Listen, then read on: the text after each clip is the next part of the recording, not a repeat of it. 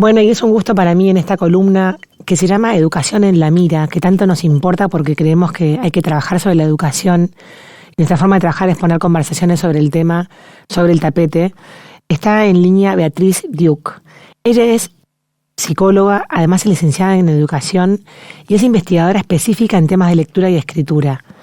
Bienvenida, Beatriz, a Citas. Mi nombre es Elisa Peirano. ¿Cómo estás? ¿Qué tal? Es un placer poder conversar con vos. Bueno, Beatriz, estuvimos investigando sobre un programa que vos sos responsable hace 10 años, ya lo creaste en el 2012, que se llama Programa Dale. Déjame contarle a la audiencia que es las siglas para la palabra Dale, Derecho a Aprender a Leer y Escribir. Y nos pareció súper interesante conversar con vos sobre esto que es la problemática que vos hablás en una charla TED muy bien y en varios medios te hemos ido siguiendo sobre niños que llegan quizás a la preadolescencia en la escolaridad y aún no saben leer y escribir, ¿no? Contame cómo fue que vos detectaste este problema y cómo fue que surgió este programa, cómo fue que empezó. Mira, yo venía, además de ser investigadora del CONICET, siempre hice mucho trabajo educativo y me encontraba con que en los grados había algún chico, alguna chica que no estaba pudiendo aprender al ritmo de sus pares y decidí desarrollar un programa para lo que yo suponía que eran unos pocos chicos aquí y allá, y la verdad es que cuando el programa empezó a estar listo, fue todo un proceso armarlo, pero empezó a aparecer una demanda enorme. Yo no sabía que el problema era así de grave, realmente no tenía la dimensión. Tampoco se puede evaluar si ha ido empeorando o no, pero la realidad es que lo que yo suponía que era un problema de unos pocos chicos en algunas pocas escuelas, fui encontrándome con que es un problema de miles de chicos en cientos de escuelas en todo el país, ¿no? Uh-huh. Chicos que pasan los años, llegan incluso al segundo ciclo, ahora están apareciendo planteos desde las escuelas secundarias, chicos que no saben leer y escribir. Y claro, cuando digo no saben leer y escribir, no comprenden lo que leen, no pueden escribir mesa, no claro, pueden escribir una palabra. Claro. Ahora, Beatriz, esto me lleva a mí a reflexionar sobre que la escuela, lo hemos visto en la pandemia, cumple muchísimas funciones para una familia, para unos chicos, para los niños. Pero si hay una función que debería cumplir es justamente la de leer y escribir. Es como que me parece que es la tarea como sine qua non que es la que debería cumplir la escuela sí o sí. Después los alimenta, los contiene de un contexto social complejo, los socializa, etcétera. Pero leer y escribir pareciera como ser el ABC de lo que debería ser la escuela, ¿no? Y la realidad es que básicamente la humanidad creó las escuelas para eso, ¿no? Después las funciones se fueron ampliando. Claro. Pero la escuela se crea para enseñar a leer y escribir y para enseñar matemática, digamos, ¿no? Claro. No, ese es el objetivo, y en eso la escuela fue muy exitosa, ¿no? Cuando antes, digamos, en este proceso, la diferencia entre el porcentaje de la población que estaba alfabetizado y el que no, cambió enormemente. En los últimos años en la Argentina, en las últimas décadas diría, nos está costando que la escuela logre cumplir con esta meta respecto de los grupos en contextos de pobreza. Uh-huh, uh-huh. Ahora, dentro de la misma educación hay como diferentes corrientes en los cuales hay una corriente que dice que hay que evaluar y si el chico no tiene los conocimientos adquiridos no debería pasar de grado. Hay otras corrientes que dicen que pasa igual porque es peor si lo dejan repetir, que después si repite deja la escuela. ¿Vos cómo lo ves esto de que pasen de grado y no sepan leer y escribir? Yo creo que más que hablar de esto deberíamos estar hablando de cómo enseñamos, ¿no? Es decir, claro, esto no puede pasar y no hay ninguna razón para que esto pase. Uh-huh. Entonces, por supuesto que si yo soy la directora de una escuela y tengo un chico de 11 años que no sabe leer y escribir, tengo que tomar una decisión y es una decisión muy difícil. Ahora, a nivel sistema, antes de preguntarnos si estos chicos los hacemos pasar o no, lo que tenemos que plantearnos es que esto no puede pasar. Y que tenemos que buscar estrategias de enseñanza que hagan que esto deje de suceder, como primera cosa. Después, yo creo que lo que no se puede hacer con la repitencia o no de estos chicos es tomar decisiones generales, ¿no? Uh-huh. Entiendo que los sistemas a veces tienen que tomar decisiones, pero creo que a la educación le falta pensar más matizadamente. Uh-huh. No es ni prohibimos la repitencia, ni imponemos la repitencia para todos, sino habrá que ver cada caso, habrá que ver cada situación. Claro. Yo creo que dejarlos pasar, es decir, que no tiene que estar ahí puesto el foco. El foco es, bueno, pasa o no pasa, pero ¿qué vamos a hacer para que aprenda? Porque si un chico está en cuarto, da lo mismo que esté en cuarto o en quinto, no va a aprender a leer y escribir a menos que se adopten estrategias específicas, porque ni en un cuarto ni en un quinto se enseña a leer y escribir en términos de dominar el sistema, que es lo que el chico necesita. Entonces, acá la pregunta no es si pasa o repite, sino ¿qué vamos a hacer para que aprenda? Claro, porque además, si no sabe leer y escribir, queda fuera de todo el resto de las materias. ¿Cómo haces para estudiar historia si no sabes leer? O para expresar geografía si no podés escribir. O sea, es la base piramidal donde se construye todo lo demás. Además, ni los chicos ni sus familias son tontos. Es decir, a la familia le da lo mismo que esté en cuarto o en quinto. Lo que quiere, sigue mandando al chico a la escuela porque sigue apostando a que le enseñen a leer y escribir.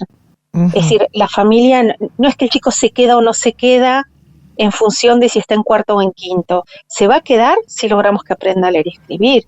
Si no, tarde o temprano, esto tiene un techo. Claro. Porque la realidad es que las familias siguen apostando, es cierto que empiezan a apostar cada vez más irregularmente, es decir, empieza a haber ausentismo, pero es lógico, si hace 4 años que el chico va a la escuela y no aprende a leer y escribir, pedir presentismo es como complejo, ¿no? Claro. Entonces, las familias lo que necesitan es, bueno, ¿qué vamos a hacer para resolver este problema? Las familias y además hablar con los docentes, ¿no? ¿Por qué crees que está pasando esto cuando hablas de que estamos enseñando? ¿Se le ha dejado de dar importancia quizás a esta parte básica de alfabetización? Yo no creo que sea un tema de importancia, por lo menos no al interior de las escuelas. Puede ser que en términos de la sociedad global esto se dejó de mirar, pero las maestras están muy preocupadas. En el campo de la alfabetización hay mucho ruido. Entonces, una de las cosas que les pasa a los docentes es que tienen un enorme desconcierto, pero básicamente hace 30 años se planteó que no hacía falta tener un método de enseñanza de la lectura y la escritura, porque con el hecho de que hubiera textos en el aula y situaciones de lectura y la escritura, los chicos iban a aprender.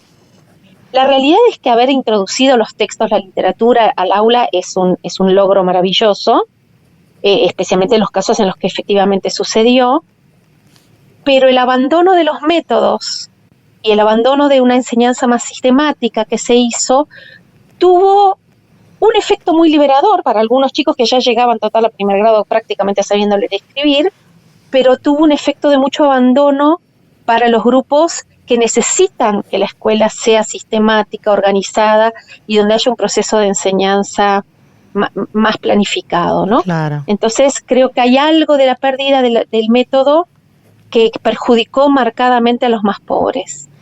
En ese sentido tenemos que ver cómo recuperamos una enseñanza más sistemática, más planificada y más organizada, que no es la tradicional, sino una versión modernizada de la enseñanza sistemática. Uh-huh.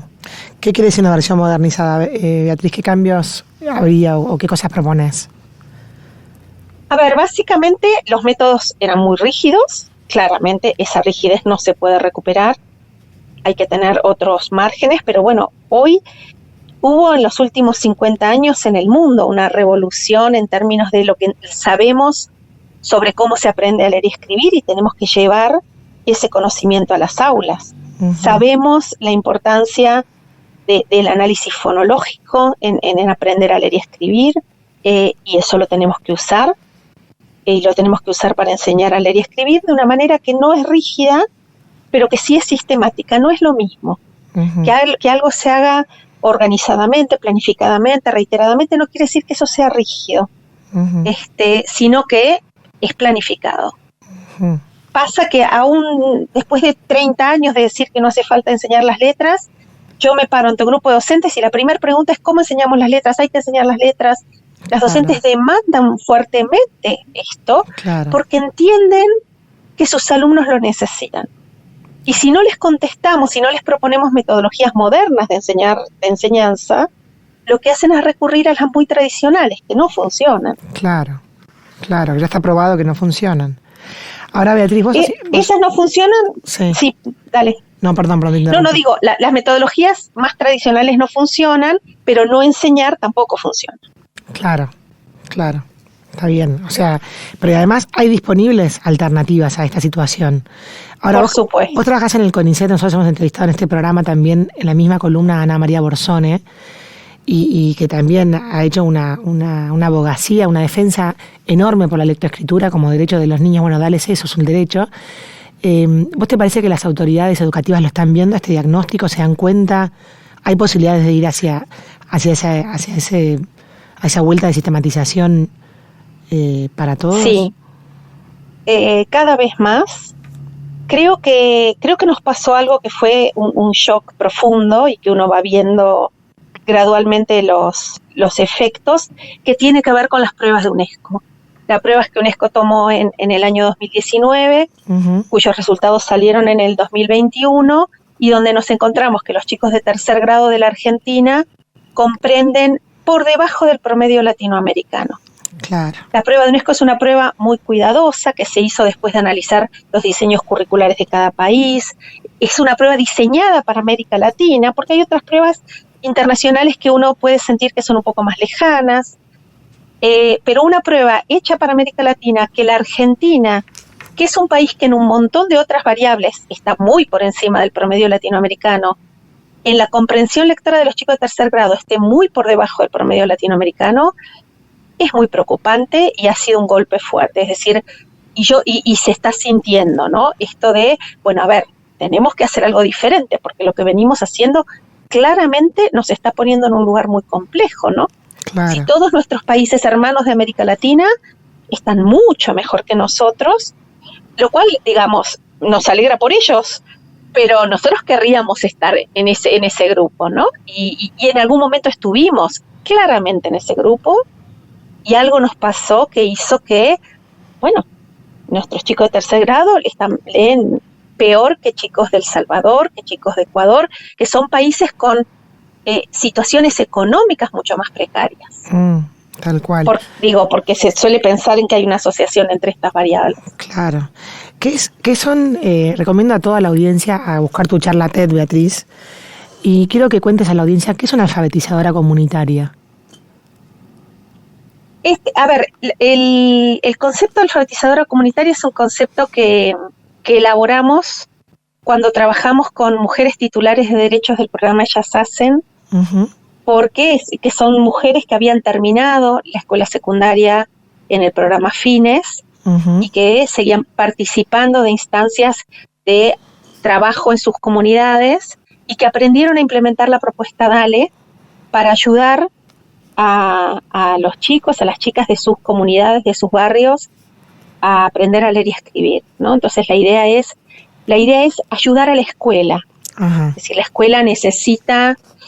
La situación es muy difícil, ¿no? Las escuelas en contexto de pobreza enfrentan desafíos grandes y entonces la intención es ayudar a la escuela, apoyar desde afuera de la escuela también, sin negar que esto es una responsabilidad fundamental de la escuela, que la responsable de que los chicos aprendan a leer y escribir es la escuela, pero eso no quita que también podamos pensar estrategias para ayudar y para que haya apoyo desde otros espacios, ¿no? Entonces, Esta fue un poco la intención. Buenísimo, Beatriz. ¿Y querés, antes de terminar, contar en qué consiste la propuesta DALE? O sea, ustedes trabajan articuladamente con escuelas. ¿Alguien puede contactarlos para, si escuchan esta nota, para que ayuden en alguna institución? ¿Cómo sería la implementación del programa que ustedes proponen? Básicamente lo que nosotros hacemos es formar a gente que está inserta en instituciones escolares o comunitarias. Los formamos para que en esas instituciones implementen la propuesta DALE. No es que nosotros la implementamos directamente, sino que formamos a otros. Hay cursos virtuales,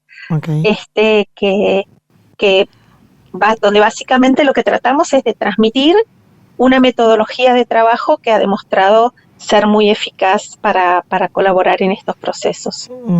Qué interesante. Si alguien escucha esta entrevista, Beatriz, y tiene ganas de contactarte, ¿cómo lo puede hacer?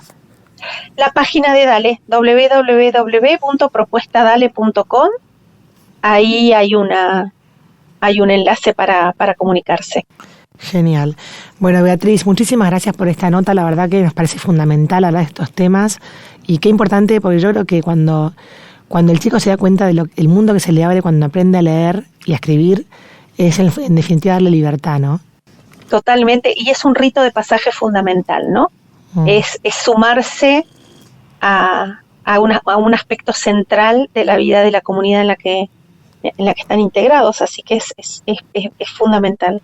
Y no aprender produce un enorme sufrimiento, y ese sufrimiento se lo tenemos que evitar a los chicos. Total, están en su derecho de no tener que vivirlo, ¿no? Exactamente, absolutamente. Muchísimas gracias, Beatriz Duke, por esta entrevista. Muchísimas gracias a vos, un placer. Adiós. Bueno, y así pasaba Beatriz Duke, esta investigadora de CONICET, una genia licenciada en educación, contando sobre su programa Dale.